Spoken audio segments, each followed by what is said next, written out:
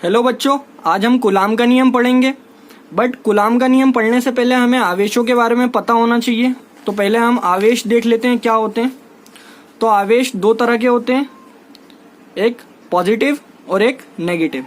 Positive charge और negative charge. अगर ये इनको हिंदी में हम क्या बोलते हैं, आवेश बोलते हैं। अगर आवेश क्या है, समान है, जैसे कि पॉजिटिव पॉजिटिव है, तो ये क्या करेंगे, प्रतिकर्षण। क्या करेंगे, आपस में प्रतिकर्षण। और अगर आवेश क्या है, असमान है, जैसे कि एक पॉजिटिव है और एक नेगेटिव है, तो ये क्या करेंगे, आपस में आकर्षण। तो हमें इतना याद रखना है कूलाम के नियम के लिए, जो कूलाम ने हमें बताया वो इसी के ऊपर बेस है। समान आवेश होंगे तो उनके बीच में प्रतिकर्षण बल काम करेगा, और असमान होंगे तो उनके बीच में आकर्षण बल काम करेगा। चलिए अब हम देखते हैं कूलाम का नियम। कूलाम के नियम अनुसार किन्हीं दो स्थिर बिंदु आवेशों के बीच में लगने वाला आकर्षण या प्रतिकर्षण बल उन आवेशों के परिमाणों के गुणनफल के समानुपाती तथा उनके बीच की दूरी के वर्ग के व्युत्क्रमानुपाती होता है। अब इसको समझने के लिए हम पहले दो आवेश मान लेते हैं। माना Q1 और Q2 दो बिंदु आवेश हैं। यह हमारा Q1 Q2 दो बिंदु आवेश हैं और उनकी बीच की दूरी हमने कितनी मान ली, स्मॉल r। अब कूलाम के नियम अनुसार क्या होगा, तो कूलाम ने हमें दो स्टेटमेंट दिए हैं। पहले हम वो समझते हैं। उसका जो नियम है उसमें दो ऐसे पॉइंट हैं, उन्हें हमें अच्छे से समझना है, ठीक है। तो किन्हीं बिंदु आवेशों के बीच में, स्थिर बिंदु आवेशों के बीच में लगने वाला आकर्षण या प्रतिकर्षण बल। तो अगर मान लीजिए ये हमारा जो Q1 आवेश है, ये पॉजिटिव भी हो सकता है, नेगेटिव भी हो सकता है। ऐसे ही Q2 भी क्या हो सकता है, पॉजिटिव भी हो सकता है, नेगेटिव भी हो सकता है। तो इनके बीच में क्या लगेगा, बल लगेगा। अगर ये समान होंगे तो इनके बीच में प्रतिकर्षण बल लगेगा, और असमान होंगे तो इनके बीच में आकर्षण बल लगेगा। तो वही क्या है, इन दो पॉइंट मतलब बिंदु आवेशों के बीच में लगने वाला आकर्षण या प्रतिकर्षण बल, उनके परिमाण Q1 Q2 क्या हो गया, आवेशों का परिमाण हो गया। तो इसको हम कैसे लिखेंगे, F समानुपाती Q1 Q2। यह हमारी इक्वेशन हो जाएगी फर्स्ट। कैसे बोलेंगे हम, किन्हीं दो स्थिर बिंदु आवेशों के बीच में लगने वाला आकर्षण या प्रतिकर्षण बल उनके परिमाण के Q1 Q2 परिमाण के गुणनफल के समानुपाती होता है, ठीक है।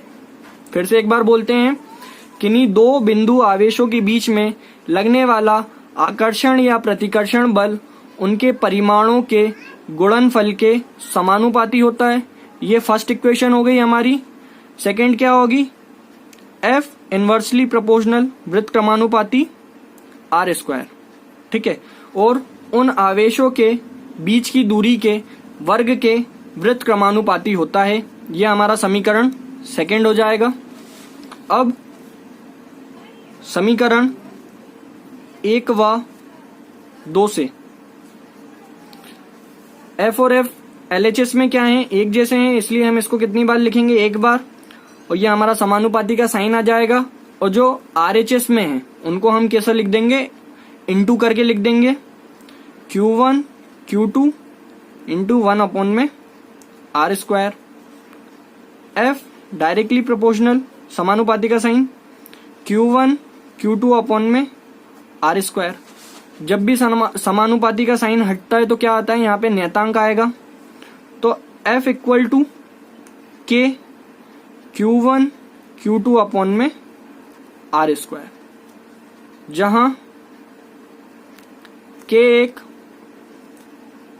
नियतांक है। SI पद्धति में इसका मान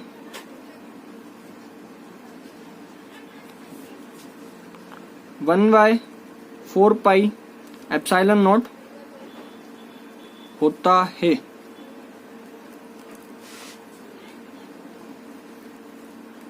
इसलिए F equal to 1/4πε0 Q1 Q2 में r²। यह हमारा कूलाम का नियम सिद्ध हो गया। अगर खाली वो हमसे क्वेश्चन में कूलाम का नियम पूछता है तो हमें यहाँ तक करना है इसकी यूनिट क्या होगी, इकाई होगी न्यूटन। और अगर वो हमसे पूछता है इकाई आवेश की परिभाषा दीजिए कूलाम के नियम की अनुसार, तो उसके लिए हमें ऐसे इक्वेशन दे देंगे थर्ड। और अब हम देखते हैं इकाई आवेश की परिभाषा क्या होगी। इकाई आवेश के लिए माना Q1 Q2 बराबर 1 एंड R बराबर 1।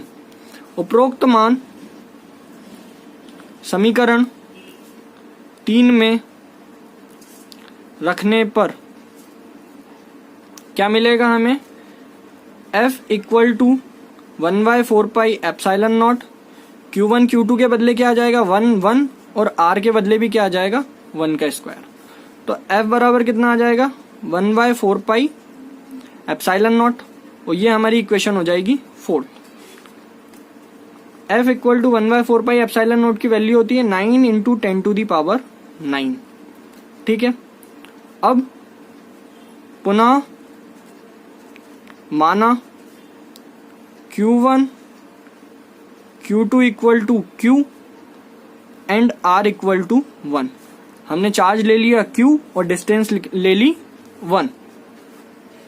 फिर से अतः उपरोक्त मान समीकरण 3 में रखने पर क्या मिलेगा, अब की बार हमें F equal to 1/4 pi epsilon nought. Q1 Q2 के बदले कितना आ जाएगा Q और R के बदले कितना आ जाएगा 1 का स्क्वायर। अब मिलेगा F equal to 1/4 pi epsilon nought, यहाँ आ जाएगा Q स्क्वायर। यह हमारी इक्वेशन हो जाएगी 5। अब समीकरण 4 व 5 से F और F बराबर हैं, तो हम इसको लिखेंगे 1/4 pi epsilon not 1/4 pi epsilon not Q square. आप ऐसा समझ लीजिए कि इक्वेशन 4 की वैल्यू हमने कहाँ पुट कर दी, इक्वेशन 5 में। ठीक है, 1/4 पाई एप्सिलॉन नॉट क्या हो जाएगा, कट जाएगा और बचेगा क्या 1 इक्वल टू Q स्क्वायर। इसको हम ऐसा लिख लें Q square equal to 1। Square हटेगा और 1 के ऊपर क्या आ जाएगा अंडर रूट।